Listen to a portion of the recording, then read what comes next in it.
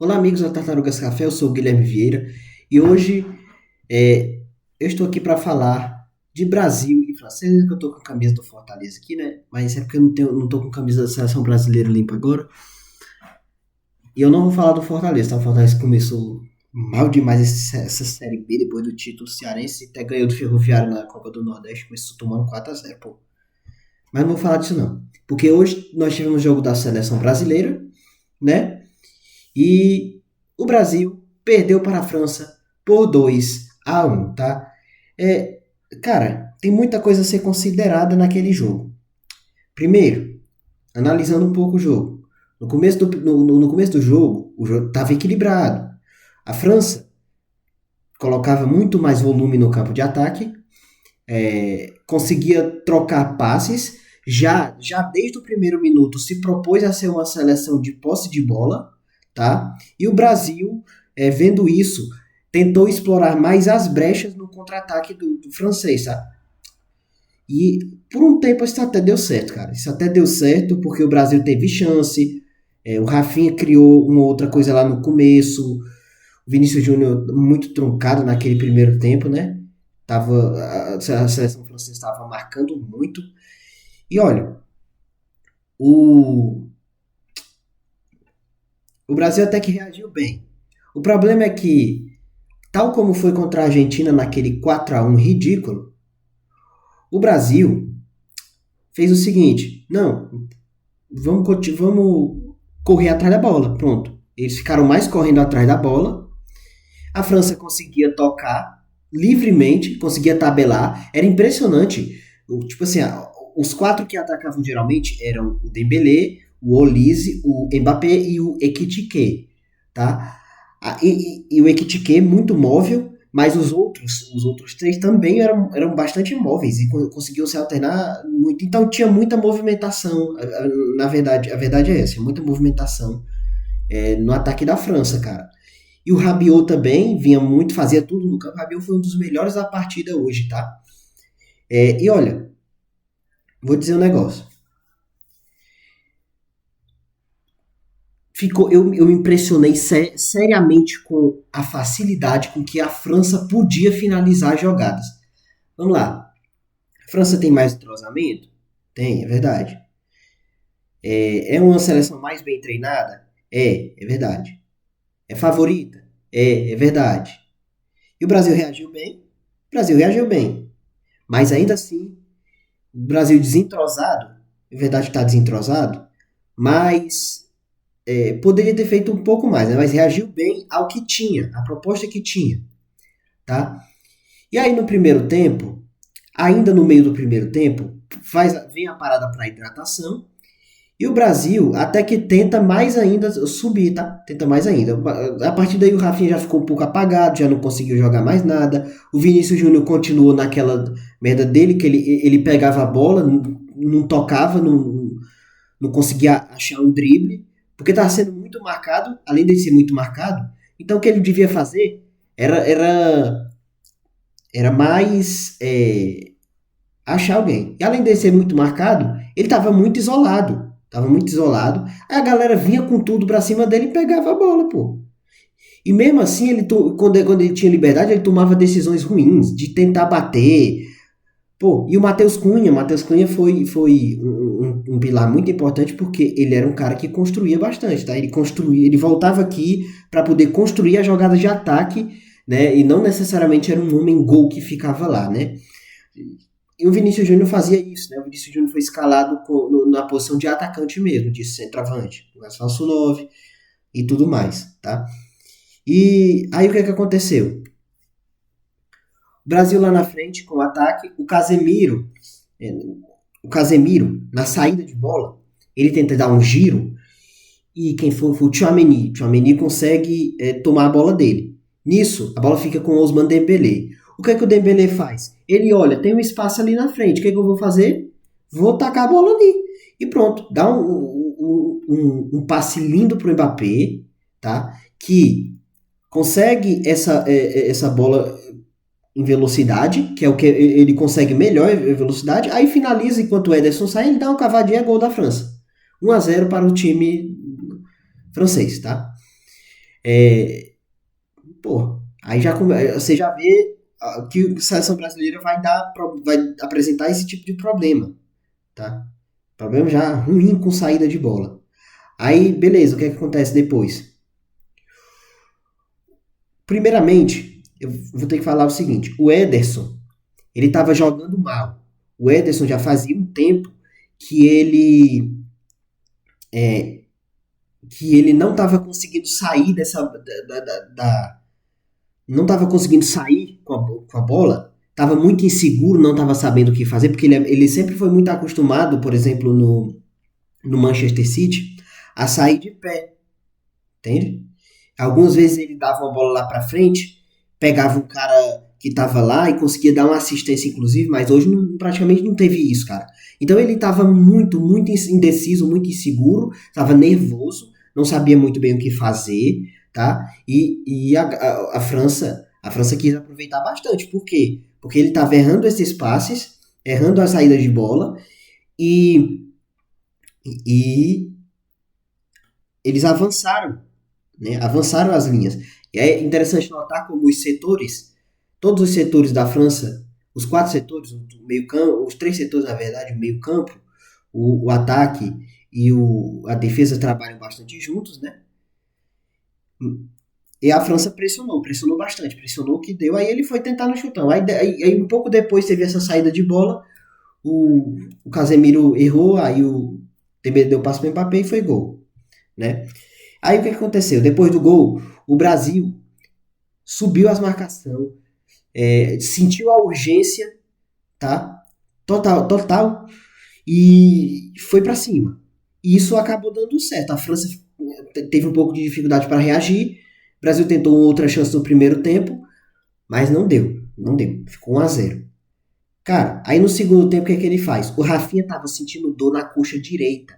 E ele não coloca, ele tira o Rafinha, que também tava meio sumido no primeiro tempo, né? Mas talvez não, se o Rafinha não tivesse sentido aquilo, ele não o tiraria, tá? E talvez tiraria o Martinelli, que também estava fazendo um jogo meio apagado no primeiro tempo. Mas o que acontece? Luiz Henrique entra. Aí ele realmente consegue, né? Porque assim, o Vinícius Júnior ele é muito visado pelas marcações porque ele é um cara que abusa bastante do drible do Real Madrid e que também consegue produzir muitas jogadas quando tem espaço, quando tem como pensar. Só que o problema é que quando ele está muito marcado e também marcam as opções de passe que ele pode dar, né? Ele fica meio anulado. Foi exatamente isso que aconteceu, tá? É exatamente isso também que fazem com o Lamine Yamal, tá? Para poder marcar o cara, mano. E se ele não mudar, se ele não fizer alguma coisa diferente do que ele faz, não vai dar certo. Tá entendendo? Ele não vai conseguir fazer nada, cara. E aí o Brasil vem para cima com tudo. O Luiz Henrique, que não é um cara muito visado, ele tem paciência, ele segura a bola, ele consegue, as jogadas dele, ele consegue realmente fazer porque não está muito marcado, não tem muita cobertura em cima dele, não é isso?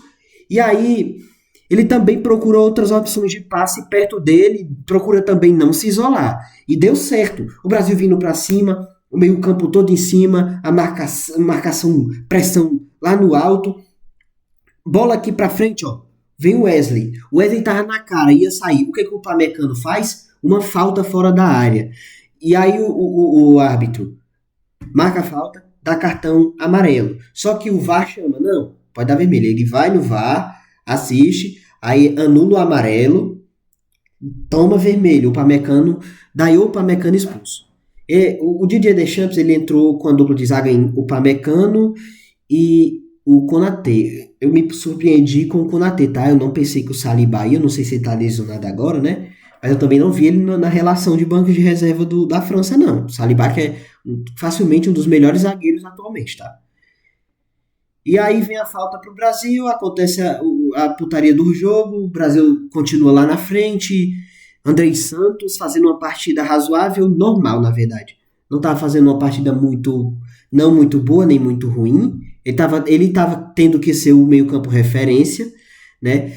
Quem faz isso geralmente é o Bruno Guimarães, o Casemiro, pô. O Casemiro tava errando tudo que tentava. Às vezes a bola queimava no pé dele. Parece que ele não estava muito acostumado àquela intensidade de jogo, entende? Porque o que o Ancelotti fez? O Ancelotti colocou um time para correr, para atacar com intensidade máxima.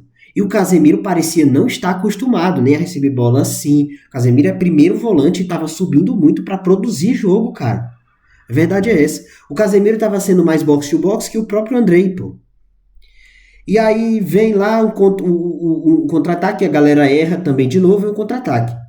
França com um a menos. Eles conseguem ainda assim, conseguem tocar a bola, porque o Brasil estava correndo atrás da bola e deixando muito espaço, cara. E os franceses se movimentaram demais, cara. Os jogadores dos Blues conseguiram fazer de tudo ali, eles trocavam muito as posições, uma hora o Ulisses estava no meio, outra hora estava na frente, outra hora estava no lado, aí ficava muito difícil marcar mesmo. E o Brasil já não tem esse treinamento para ocupar esse espaço, né? E aí desentrosado também, é desentrosado. Mas beleza. Vem um contra-ataque, aí como é que pode? Tudo bem, é um time desentrosado, um time que tá lá no ataque. Mas como é que você no contra-ataque me deixa um 4 contra 3, o Olise sozinho com a bola, sozinho, podendo pensar tudo quanto quer, e aí vem, ele toca pro Ekitike, o Ekitike consegue um corredorzinho lá nas costas da defesa, manda outra por cobertura, meu amigo, e é gol. 2-0. Isso foi um grande vacilo, cara. O Casemiro, que geralmente é o primeiro volante que fica lá para tentar desobstruir um pouco essa velocidade, ele tava lá em cima. Ele tava lá na frente fazendo o que o André Santos era para fazer. Entendeu? O André Santos que é pra tá se movendo no campo inteiro, não o Casemiro. Tá ligado? E aí acontece uma putaria dessa. Acontece todas essas putarias. Depois o Brasil vem, né? O Brasil consegue alguma coisa aqui, outra coisa ali. Tenta muito. Tenta muito. Mas ainda assim, a França na frente, o Brasil até que se abateu psicologicamente. Só que o Bremer, né? Ele faz o gol. Como é que é esse gol? O Luiz Henrique consegue cavar uma falta aqui na esquerda, aí manda a bola para lá, para a área. Nisso, quem era que tava lá na direita? Eu me esqueci, mas bate. O cara da direita bate, a bola sobra, vem um outro maluco brasileiro e o Bremer consegue um gol chorado. Eu não consigo nem descrever esse gol do quão chorado foi, cara. E o Brasil faz o 2-1. Já a França diminui do ritmo e o Vinícius Júnior, com isso, acabou que ele começou a jogar melhor, né? Porque já tinha um a menos e a França diminuiu o ritmo. Aí o que é que acontece? A França, no final, começa a tentar subir mais o ritmo. O Brasil não deixa. O Brasil tem um a mais. A seleção canarinho ainda tenta muito e tenta ir muito mais, tenta atacar, mas no final não adiantou de nada, perdeu chance aqui, chance ali, perdeu uma boa chance com o chute do próprio Bremer e o Igor Thiago dá o carrinho, mas não consegue passar, não consegue fazer o gol. Também o João Pedro lá na frente também não consegue o gol. E porra, foi isso, cara. Brasil 1, França 2. Eu esperava que fosse pior. A França é uma das 3 grandes favoritas, junto com Espanha e Argentina, tá? Enquanto o Brasil, além de ser segunda prateleira, tá no mesmo nível de Inglaterra e abaixo de Portugal e Holanda. A verdade é essa, tá? A verdade é essa. O Brasil não é favorito a ganhar a Copa, a França é. Tá? E foi muito melhor do que eu esperava o que o Brasil fez contra a França. Foi muito melhor. Será que isso vai fazer com que o Brasil melhore na Copa? Acho que não. Acho que assim, o Brasil ainda tá, o Brasil ainda tá mudando, tá tentando devagar melhorar, e a França já é consolidada. Os técnicos já estão em tempos muito diferentes. A França o Didier Deschamps está o quê? 2014, se eu não me engano, na França. Já tá há muito tempo ali, pô. E jogadores já mais consolidados lá, o Rabiot foi para a Copa do Mundo, foi até a final, o Mbappé ganhou a Copa do Mundo, o Dembélé, melhor jogador do mundo, jogando bola demais. O Ekitike, pô, estreando bem demais na França, jogando demais, cara. Estreando não, né, mas jogou muito o Hugo Ekitike, que tá fazendo uma temporada legal pelo Liverpool. E aí, o, o Brasil, eu acho que essa Copa não dá. Não dá pra ganhar. O Brasil não vai ganhar essa Copa do Mundo. Mas, quem sabe se o Ancelotti continua aí e os caras envelhecem e amadurecem, jogando bem. Pô, 2030 é logo aí, pô. No instante passa 4 anos e o Brasil pode vir em 2030 como favorito, sim. Ah, mas a gente não tem os Ronaldinho de antigamente, a gente não tem talvez não vá ter mais o Neymar, ou nessa Copa a gente não vai ter o Neymar, né? A verdade é essa. Que ele já não vai conseguir mais trabalhar. E a gente não tem mais Romário, a gente não tem mais Ronaldo. Pô, mas o Romário e o Ronaldo Fenômeno, eles jogavam no tempo deles, o Ronaldinho no tempo dele. Pô, vem cá. O Estevão tá jogando contra um Maldini da vida? Tá não, né? Ele tá driblando um Felipe Luiz da vida? Lateral zaço, Marcelo? Não, né? E tá todo mundo jogando contra os caras do seu tempo, né? Até alguns de tempos passados, que são bons, né? Como o Virgil van Dijk, que tá com mais de 30 anos, já tá acabando a carreira dele, tá jogando no Liverpool. Até alguns conseguem. A galera, os brasileiros conseguem jogar, pô. Então, não fica nessa putaria, não. Eu sei que realmente os jogadores brasileiros hoje não tem lá muita ousadia, não tem lá muito o que tinham os jogadores antes, mas o contexto atual é diferente, pô. É muito, mas muito diferente o contexto atual, tá? Porque agora você tem que cobrir mais espaços e tem que passar por espaços que outros cobrem ainda melhor, tá? Então só o drible não adianta. Tem que ter a tática, tem que ter o diferencial do jogador inteligente que o Brasil relega muito pro povo brasileiro. Relega muito o jogador inteligente, tá? Que dá ritmo pro time, sabe? Não, nem sempre o craque vai ficar resolvendo todo o jogo, não, mano. E, e é isso, cara. É isso que eu tinha pra falar pra seleção brasileira, sobre a seleção brasileira. Muito obrigado a você que assistiu. Eu vou ficando por aqui. E me diz o que, é que você achou nos comentários, cara. Bem, fui.